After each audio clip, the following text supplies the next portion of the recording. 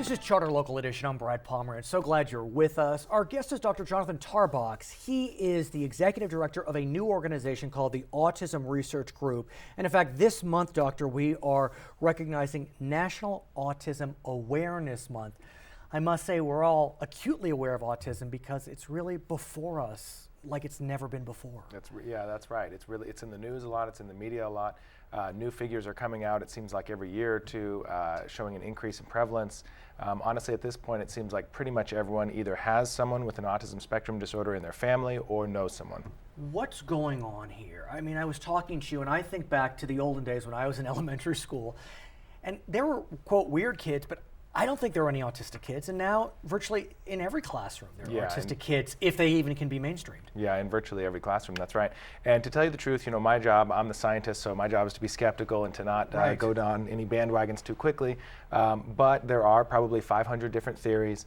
There's a little bit of evidence for every one. Sure. There's lots of scientists hard at work trying to look at for what some of these causes are, and quite honestly, they just haven't found them yet. Okay, so your organization, though, is looking to approach autism research in a different way, and that's why I wanted to bring you on today. Great, Tell me about your focus. Sure, so we're really excited about launching Autism Research Group, a new nonprofit that's dedicated to doing research that really makes a difference in the lives of families with autism. So it's not just the DNA analysis, it's how do we make it easier for families to function day in and day out? That's exactly right, because I've been working with folks with autism for about 13 years now, and the number one complaint we hear from families all over the country is most autism research doesn't really help them or their children tomorrow or even 5 years from now.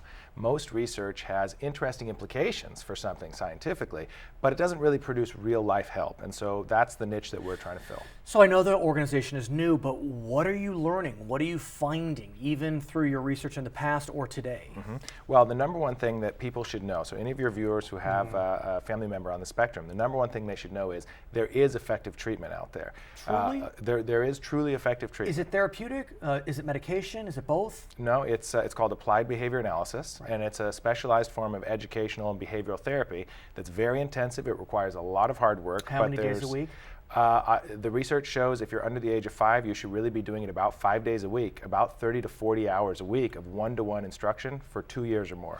And I know folks who have engaged in that practice, and they tell me that their child has lost the diagnosis. That's correct. There's just no evidence that they are on the spectrum any longer. That's correct. That exists. I've seen that many times. It's not the majority of individuals with autism that get applied behavior analysis, but it is a very substantial minority that they're just caught up. They can succeed in regular education without any help. And so for those that do engage in this practice, you're saying that they can lose a diagnosis in big numbers? Yeah, maybe, we don't know exactly how many, maybe 30 or 40% now can achieve that outcome, but they've got to get intensive therapy and they have to start young, before the age of 3, really. Here's the challenge. I presume it's expensive. That's correct. To engage in that practice. That's correct. I also understand that insurance companies are starting to become more, can I say friendly when it comes to autism treatment? That's correct, and actually more and more states now, it's 20-something states in the United States, now have laws that mandate health insurance to cover California treatment. is one? California is, the law is just coming into effect now, so it's very exciting. Will they cover this intense treatment you've described? They already are, yeah. Why do you think they are? Is it that they see that if they pay more now, they'll pay less later? I hope so. I hope that's what they see. That is true. There's been a number of cost effectiveness analyses that have shown early intervention is actually more cost effective because then you pay less later.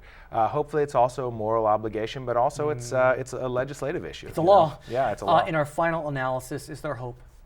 Absolutely, there's hope. I mean, if there's one message I'd like to give your viewers is there is hope. No matter how severely affected your child with autism is, there's hope. Your child can learn, your child can make progress, good to hear. And there's a brighter future tomorrow. I like that. His name is Dr. Jonathan Tarbox. He is the new executive director of the Autism Research Group. My name is Brad Palmer. Thank you so much for watching Charter Local Edition.